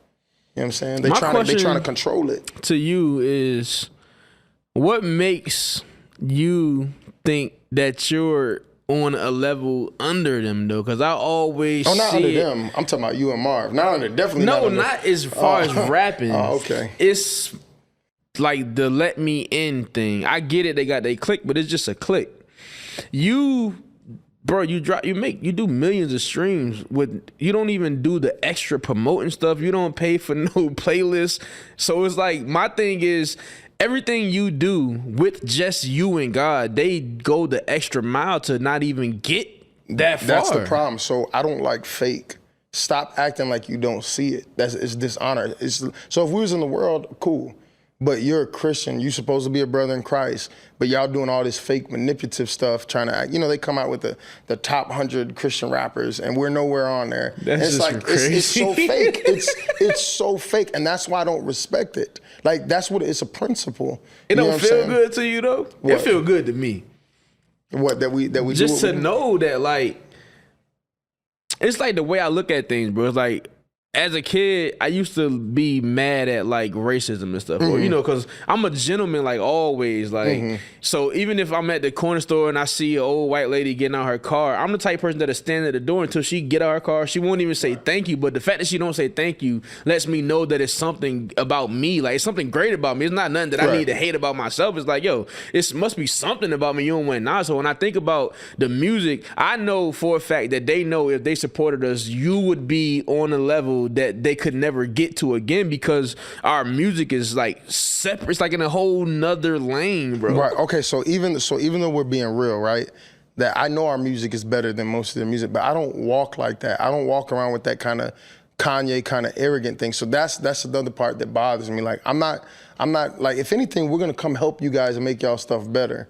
It don't gotta be like, oh, I'm the guy. And it's just a principle that you guys try to act like it don't exist. Like you go out of your way not to see it. That's the only thing that bothers me because I just don't like fake. But the beautiful thing is I think that God is gonna turn that around. He's gonna expose it. There's a time and place for all that. And then, like I said, we've built everything without kissing butt. All these guys that get accepted is because you kissed butt. I don't care who it is. Like you watered down at some point. You didn't share your opinion at some point. You didn't discuss your theology at some point. Like I would love to sit down with Lecrae and ask him, like where he can't run away. Do you believe that, in casting out demons? Do you believe in, because you don't see them talking about that stuff. Why? Because you water down who you are because you want to make everybody happy. That's manipulation. All right, so you're the Gucci man of Christian hip hop. Do you realize that? Like before a lot of people in Atlanta get on, they pass through Gucci or Gucci finds them first. And me not knowing, anytime I ever brought a Christian artist to you that I just found, oh yeah, he used to, and I put him on this. So, bro, they never honor. But listen, bro, you're the gatekeeper. You just not the one that don't let people in. You let people in, and then when they get in, they find they click, and then they turn on you. I think it's because the truth is Lecrae is the dude, right? So everybody, that's what they shoot for. Like they want to be connected to that camp somehow, some way, right? And so it's like, I'm good enough when you don't have anything. Like, oh yeah, okay, Martin. But then when they get in, it's like, okay, let me go from him to him. The world itself doesn't support what you do. The Christians, it's and what you built on your own. Like you did it on your own. You didn't need no label backing or any of that to make you who you are. So Lecrae we can just, and I'll give him his flowers because he did what he did. We just put him at Michael Jordan. Like you out the conversation, in my opinion. You know what I'm saying? Now, what you do as a Christian and all of that stuff. That's what matters to me. That's my issue. That stuff is still valid. But as far as this whole artist conversation, like, bro, we could put him up. Like he did what he did. Like he's legendary. A GOAT or whatever you want to call him, for sure. What I would say with Lecrae, my only issue with him is just, right, y'all say y'all unashamed, but it's like, I don't like fake. And I'm not like the same thing with the whole Ruslan thing. It's not that I'm just trying to say everything about you is fake, but that's fake because you don't speak out about nothing. You speak out about the stuff they allow you to speak out about, the stuff that, oh yeah, I'm gonna speak out against racism, right? So everybody does that, but anything that's gonna cost you anything that's gonna put you in a kind of position where it's like you're gonna get some heat, the Bible say they're gonna hate you for my name's sake. So when we start dancing and trying to avoid that, and then y'all say, oh, well, Marcus is just controversial. It's not that I'm controversial, y'all being punks. But the problem I have with it is you put it out there that, oh, we unashamed, and that's why they don't wanna let us in. Because if you let us in, you're gonna see people who really not unashamed. Y'all saying something that y'all not living. That's why they don't like me. Because deep down in their heart, when I come around, they know we not about that life. I don't know if they can see it, but like the Ruslans and all of them, I don't think they can see it from the perspective that other people see it. Like I said, I just arrived in this whole space, but I could see it, like the way he talks to you or about you, the way he talks to Bryson or about Bryson. Like they only really have issues with people that's gonna hold their nuts and say what they need to be for saying. Sure, no doubt. And about I don't think they see that. Like, you know what I'm saying? But they don't want to see it's it. like a big flashing light on that, like, and I feel like they need, I mean, everybody can do their own thing, but my thing is, don't be mad at the soldiers who willing to get out and die for Jesus for real, just for y'all can sit back and do y'all podcast. Like you, Bryson, the other dude, I forgot his name, the one that's always with Bryson, like y'all are the soldiers. It's like, yo, you know what, we going first, you know what I'm saying? We're gonna get out here, we're gonna have our ammunition. If we die, we die, but we gonna die for Jesus. Like they sit in the back and play it safe. It's almost like in the military, you know how you got your soldiers that's hitting the ground in combat, and then you got people that want to sit back at the base and do the computers. That's kind of like how the rest of the Christians is for real. And so that's another reason that. And my fault. And I think it's necessary to have it, but don't be out here attacking the people that's willing to actually go die for the cause. You know what I'm saying? Well, so that's where we get real, right? Why are you attacking it? Because deep down, you know, you're not like that, and they don't like feeling that way. That's why they go to gummy bear preachers, right? I don't want to listen. You know, my wife she'll tell you guys, right? When we weren't married, she would see my stuff, and it would make her feel convicted about whatever she was doing at the time, and so she didn't want to watch it. But I'm gonna still go to church, but I don't want to be around somebody that's gonna hold me accountable, be real. So when they see people like Bryson, they know, okay, I'm supposed to be doing it, but I'm not doing it. And so then what people will do, they'll attack it, they'll try to discredit it, they'll try to make that excuse. I seen this one all the time. Oh, you got an orphan spirit. So that's why you work so hard. That's why you do all the things that you do. Because orphan spirit. Yeah, like they pretty much like, oh, you didn't have a father. You're an orphan. Nobody accepts you. You're rejected. They said that about you? Well, I see a lot of passive aggressive posts. Okay. So but the truth is, like, what it is you see I work my butt off for the kingdom. They won't honor it and be like, yeah, that man really loves God. So what they'll say is, oh, he's only doing that because he's rejected. Right? So because they're not willing to do what I'm doing, they can't accept it like, hey, this man loves God more than me, or he's going harder. It has to be something negative. And so it's the same thing like with a lot of these guys. The reason they don't want to let us in, whether it's Bryson, me or other people like that, is because we're gonna push them to, hey, you need to do more than what you're doing. You know what I'm saying? They don't want that, man. And they don't want to, if you bring the real around, the fake is gonna get exposed real quick. So what they've done a really good job at is they got the clicks and they control and funnel who comes in. That's what it is. But I think it's going to change. Yeah, I don't know whether it's going to change or... Because, what God showed me, bro, is he's the music we make, because for outside looking in, if it ain't like some big worship song, even the big worship songs, they still seem to be underground. Like, I don't know why Christian music seems underground to me. You know what I'm saying? But I feel like with the music that we make and the people that we with, we're going to make Christian hip hop like mainstream. Like, all right, so you have how many albums finna come out right now? Or we have 2. The Soul album and then The Case of Grace. Which ones do you feel like coming first? The Case of Grace. And how many songs you plan on putting out? 21. Where do these large number of songs come from for you? A lot of albums, I think, because I'm older, so like the young guys now, it's like, yeah, I'm gonna put 7 songs, but a lot of songs, they used to have double albums back in the day, and so I'm just used to it. To me, I see people, their mind is always they thinking strategic, right? Like, man, I need to only put like 7 songs because then people will want to listen to it. But to me, it's like, hey, I put 21 on there and somebody gonna listen to that 21st song and I know the oil is on it and it's gonna bless them. So I'm gonna put whatever songs God tell me to. And it might not make sense to the world, but that's where, remember, the carnal man can't receive it. Why you putting that many songs? You should only put 7, bro. It's not about that.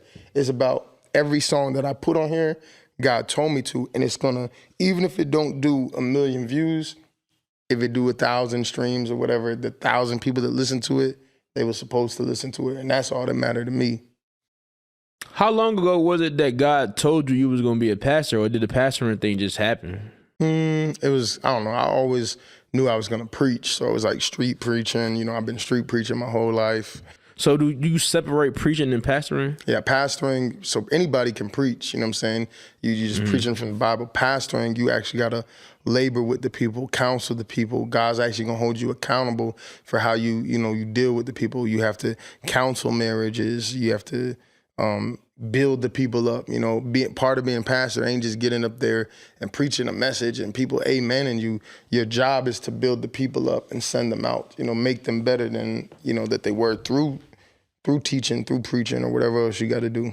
Was you ready for it though? Like, I don't think, because y'all started like in the house pretty much, right? Was it a garage kind of?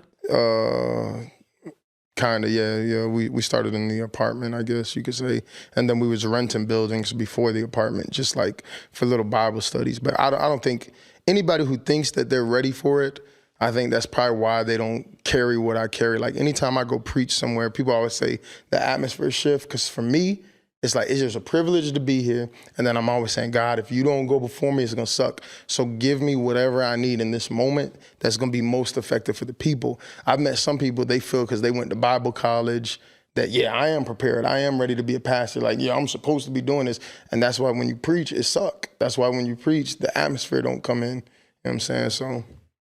Bro, you be traveling all the time, bro. But you used to traveling though, right? Like in the military and all that stuff. So what is it like? Like, because one thing I noticed about we always interview the men. So I think it would be nice for me to interview Jasmine to get her perspective on it too.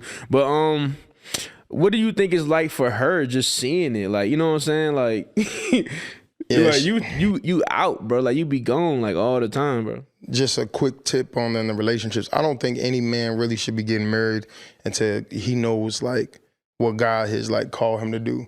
Because if you don't know what God has called you to do, you just marry, you know, any old type of girl or, you know, that comes along or get in a relationship with any old kind of girl. When you know what God has called you to do, that automatically like wipes away some you know, female prospects, because I'm supposed to be a pastor. Oh, you can't see yourself being as a pastor's wife. Boom. But if you don't know that, then it's like you just marry for whatever reason, and then you find out like, oh, well, I don't want to be a pastor's wife. I don't want all these kind of different things. So then that happens. So by the time I got with Jazz, it was set in stone who I was, unlike the other relationships and marriages where I was like still trying to figure it out and find myself. Like I knew what I was gonna do and there was no turning back. So she already knew like what she was coming into partnership with, you know what I'm saying? And so she decided like, yeah, I'm down for that, you know what I'm saying? And so she definitely is the woman for the job. Like, you know, a lot of women back in the day have tried to flirt and do stuff, and it's like,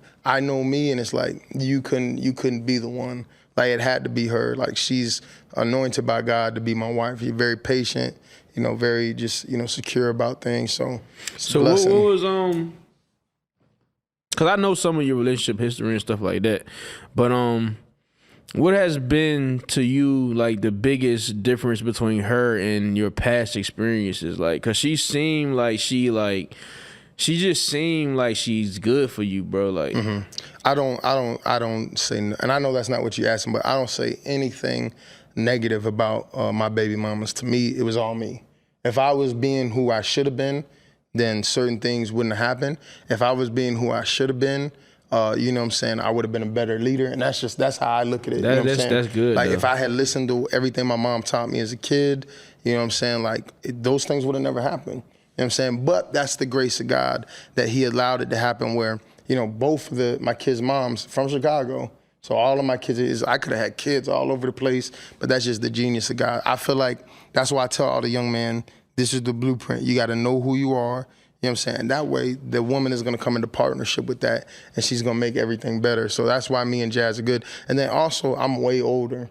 You know, when you young, you fight about dumb stuff, argue about dumb stuff, like stuff that used to bother me, you know, back when I was 19 and 20s. You got ego and all that stuff. Now, like, man, me and Jazz don't ever really fight or argue. The only thing, maybe the kids is acting up, and so she's trying to figure that out.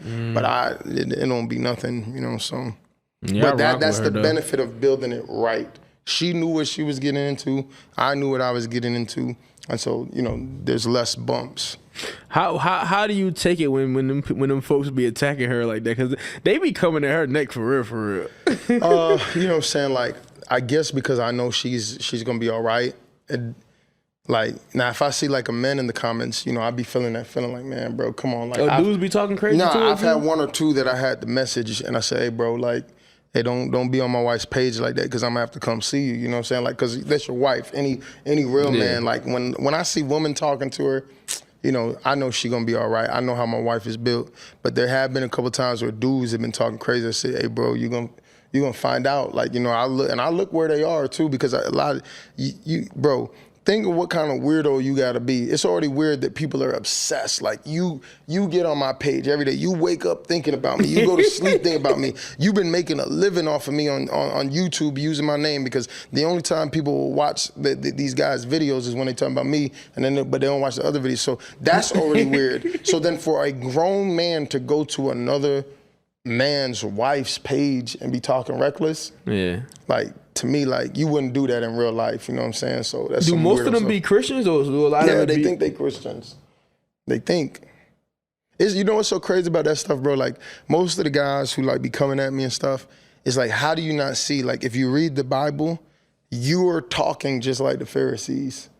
Like everything they say about me, oh, he does stuff by the power of the devil. They said that about Jesus. Like, how do you not put the story side by side and be like, yo, if we had to pick characters, this is you. Right. Like, you're that guy. Yeah. You know what I'm saying? I chose my character yesterday because people were saying, early on, it was like, you remind me of Daniel. And I tried to read the story, but I didn't see the resemblance. Like, but when I started paying attention to Luke, I'm like, okay, this is what I'm here to do. Like, I just feel like I need to expose it, was because church culture, to me, I never wanted to be a part of it. Like, from seeing it and hearing about it, but I would never want to be nowhere else but here. Like, and I feel like it's probably like part of my calling to just expose what it's actually like to be a part of, because I don't know if this is what you consider the right type of church, or I just know if I could choose to go anywhere, bro, I don't want to go nowhere but here. Like, you know what I'm saying? I mean, so I tell people all the time,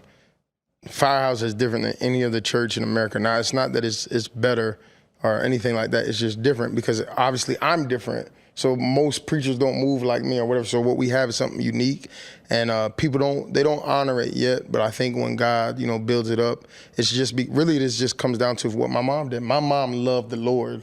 Like, she loved the Lord. I know for a fact people don't be praying like she be praying. You know what I'm saying? Like, there's some that do, you know what I'm saying? But I just know what we've always had privately. So that's why when people come here, they feel the presence the way they do, and then they go to other churches, they don't feel it, because some of these guys, they just went to Bible college, and so I'm a pastor. They not really spending time. They ain't been, the Bible talks about to whom much is forgiven, right?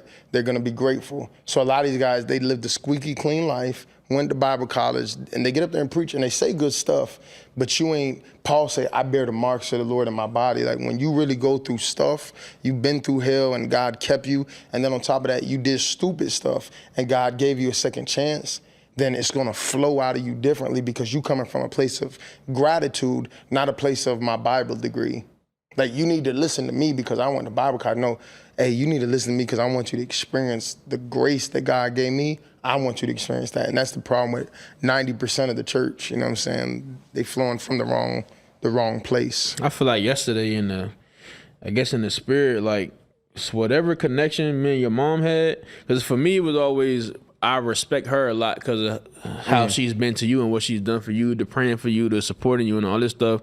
And she's always been like, it was always Marcus, you need to keep recording with Rick. That was one of the things that drew me closer. So a lot of times here, she's always been Mama Rogers, and I just keep that relationship at that, like, But yesterday, because like I said, whenever y'all do like the altar calls and stuff like that, I feel like I'm at work sometimes, and then I see, like, I never been like molested or nothing crazy, like, so whenever it's like, as far as people getting prayed for, it's like I'll put myself last. It's like, okay, I could probably holler at Marcus on the side and give me some prayer or whatever, like, but y'all did it twice yesterday.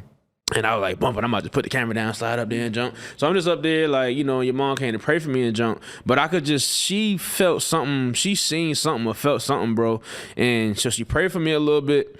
And then she backed up and she just looked at me, bro. I just bust out crying. And yesterday, I just feel like in the spirit, like, that was like he was just telling me that she's somebody I need to let, like, like, season me up, or somebody that I can open up to. Like, I don't know if she ever looked at herself on some therapy stuff, but it's just yesterday he just let me know like she's really somebody that I can really talk to. And I think when I seen her in her passion, like when she was, God, I pray. And remember, I was just explaining to you earlier, it's like whatever she been through, you can't fake that. Right. And I feel like she has a lot of answers for me, like life in general and stuff. So I really look forward to me and her relationship growing stronger, because she always been like Mama Rogers to me. But it's like, I guess like the mom that I never really went to talk to, because I talked to my mom, so I'm not trying to say nothing crazy, but like on some spiritual mom stuff, yesterday was really like that, okay, it's okay to text her and let her know you struggling with this. It's okay to text her and like we actually broke the ice talking this morning and stuff, because I guess she just seen it in my face yesterday. And I don't know, it's like, I'm not depressed. Like, I don't deal with anxiety and stuff, but when I mess up and I make mistakes, like, that junk be weighing on me like mad heavy, and it just kind of came off me yesterday. That's the beautiful thing. Why is it weighing on you? It's because you love the Lord. Right. It wouldn't weigh on you if you didn't love the Lord. Everybody got something. Like, anytime, I've been open about this. Like, if I do have a moment where I'm not as patient, like with Jazz, for some reason, like, because I work, and then she come in, and then I'm just like, man, babe, what? You know what I'm saying? Like, that weigh on me. Like, she'll leave, and then it weighs on me, like Like I'm talking about in the bed. I'm like, man, why I do that? You know what I'm saying? Why? Because we love the Lord. So that's the beautiful thing. The dangerous thing is like when you could do it and it don't even bother you. There's no conviction. That's when you got in a crazy place. As long as it's weighing on you, then you know like God is still working on you. And if He's still working on you, that means you can have hope. It was crazy, bro. She spoke directly to my pride, bro, and that has been the thing. I don't know what made her say it because I don't never want her to think when I'm just in the corner or anything, I'm being prideful in church. Like in church, I'm just trying to be as free as I can be and do what I need to do for the church. But at home, my pride is an issue, like especially when it comes to like my marriage and stuff. So I don't know what she was seeing in the spirit, but that's the only thing she spoke to. She was like just telling me like we have to like remove the pride. Like it's okay to learn, it's okay to this, and I'm like, that's what made me like text her. Like I'm like, yo, what did she say that for yesterday? Like, because I just want to know. But I guess Mama Rogers know what she know, man. And bro, this conversation could go forever, bro. We can run it back. You know what I'm saying? So, and like, yeah, bro, it's like, if fanboy is what you call it when you look up to somebody, then you could consider me a fanboy of yours. Like, I don't mind saying it, bro, because you've, like, out of everybody I met, bro, it's you, Live, Marv, and then I have one friend that's in the world, but he's been really special to me too. And it's like all my life, bro, I've been, not to blame some people, because like in Christ I learned to accept like my roles, like, you know what I'm saying, just like how when I asked you about your exes, and you was like it ain't really much you could say because I wasn't being who I was. That's how I look at a lot of stuff. But I have been hurt like a lot of times. I've been let down a lot of times, bro. But it's people like you and Live and just people like that, bro, like y'all just been a blessing to my life. So if that makes me a fanboy, then I'll be a fanboy. And like I said, like I know as Christians we're not supposed to like fight and all this stuff, but bro, I would like take a bullet for you or give one for you too, bro. Like, because I'm going to defend you at the end of the day because I know who you are. Like, I seen what you've been through. I haven't seen everything, but I know enough, bro. And just even from this conversation alone, is like, I'm probably one of them people who couldn't walk in your shoes and still be here, bro. I watch you running around like a madman all day getting it done, bro. We like driving an hour this way, coming back, working on this song. Then we got to go drive, go swim. Then we got to go to the skating ring. Then you got to take me to the airport. Then you got to call this. You got to call this. You got to make sure you're in California. You got to get 20 songs mixed, bro. You're the only person I ever worked with, bro, that paid me more than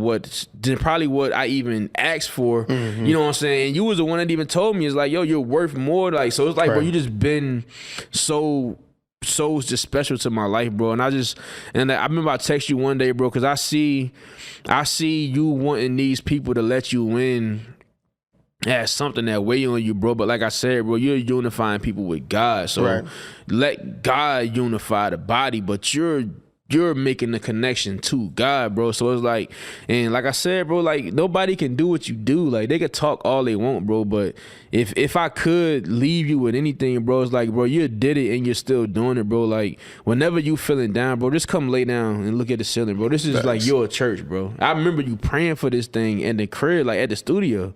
I remember you praying for this, like, and in my head, I'm like, oh yeah, he been getting everything. Then he called me like, yo, we got it. I'm like, yo, that's crazy. Like, so it's like whenever you feeling down, bro, just remember, bro, remember, bro, like all this kind of came from your mom just leaving on faith. You know what I'm saying? On some Abraham stuff, bro. Like, crazy. Just like having a faith, bro. So it's like one of the things I want to do is I just want to expose this church in particular to the world, bro. And I feel like when God spoke to me when I first got home after getting baptized, the thing he told me is, what I want you to do is do the same thing you did for the world, but do it for me. So in the world, I was Coach VA.